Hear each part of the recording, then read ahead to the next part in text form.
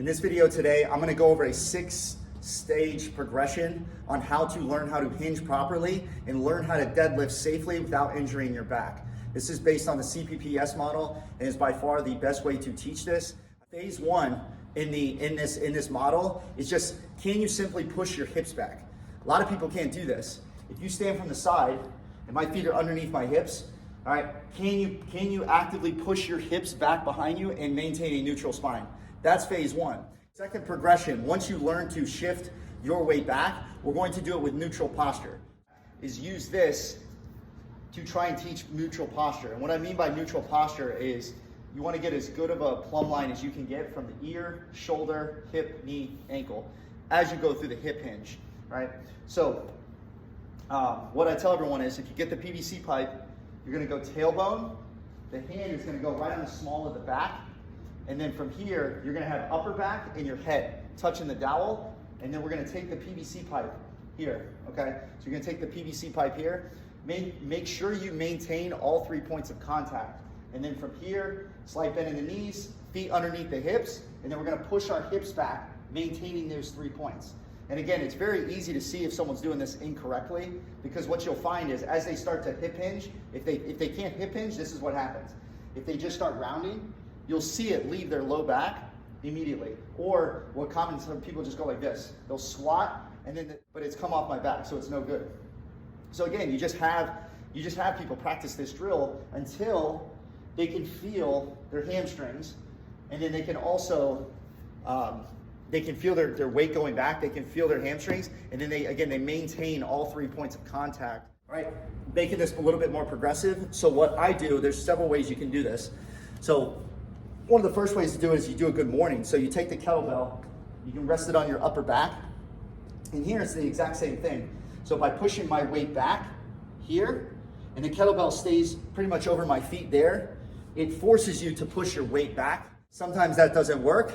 The other progression, or other thing you can do as well, is if you take the kettlebell, you can push it here. And what I tell people is, keeping your shoulders back, just push your butt into the kettlebell here. And again, you feel that stretch on the hamstrings, and you stand back up. And then the last thing, if it's a stability issue, and people have a hard time bracing, what you can do is you can grab the kettlebell by the handles, pull it straight into your stomach here. And then this forces you to brace. And a lot of times by providing stability here, all right, people can actively push their hips back and then feel that stretch in the hamstrings. And the third progression is hip hinging with neutral posture, but we're gonna add bracing to it. So similar to the last one I just showed you, is we're gonna take the kettlebell, we're gonna put it into our stomach here. We're gonna take a deep breath into our belly here. We're gonna brace. You're gonna brace your abs as hard as you can. And then from here, we're gonna go through that hip hinge there. To, again, push our hips back as far as we can until we can feel that stretch on the hamstrings, and then we're gonna stand back up. So the fourth progression is the exact same thing as the third, but we're gonna add torque. You see my feet here, my feet are underneath my hips.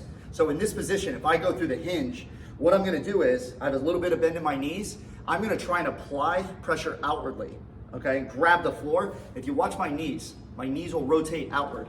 And in doing so, I can feel my hips, okay? I can feel my hips engage. And then now I'm going through the same exact thing we just did. So I apply pressure outward, I take a deep breath in, I brace, and then I'm pushing my hips back. I feel that stretch on the hamstrings, squeeze the glutes, and I stand back up. So the fifth progression before we actually go to strength training, which is again, what most people just go straight to, is everything we've just done up until this point, but with a powerful lockout. So from the side, feet underneath the hips, all right, standing tall, neutral posture. I'm gonna apply pressure outwardly, all right? Create torque. I'm gonna take a deep breath in, I'm gonna brace, and I'm gonna slowly push my hips back. Feel that stretch in my hamstrings, and then from here, I'm gonna drive my hips forward and lock out hard. Okay, again, one more time. Back, back, back, feel that stretch, and then boom, come up, lock out. Last, the sixth and final progression is performing a hinge loaded with everything that we've just done before. So now the kettlebell's down below, so we'll perform a kettlebell deadlift. The handle's gonna line up with the shoelaces. I'm gonna start nice and tall.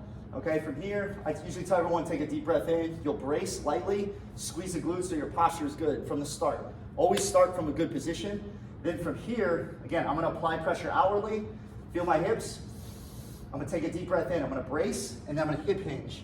Once I can feel my hips go back far and I can't go any further, that's where I'm gonna bend my knees. I'm gonna come down, roll my shoulders back, one more deep breath, and then drive up, lock out. And then the way we return back to the beginning is the exact same way we came up. So I'm gonna hip hinge. Once I get below my knees, I'm gonna bend, all right, and transition smoothly down to the floor, and come up again. Hip hinge, lock out. And again, that's no different than any other type of deadlift that you would do. It's just where the position of the load is. So before you go to the straight bar, you go to a trap bar, or you start performing anything barbell related, go through this 6-step model. It ensures that when people get to loaded patterns, you can almost guarantee that they're going to learn safely and they're going to progress continually from when they get to that point.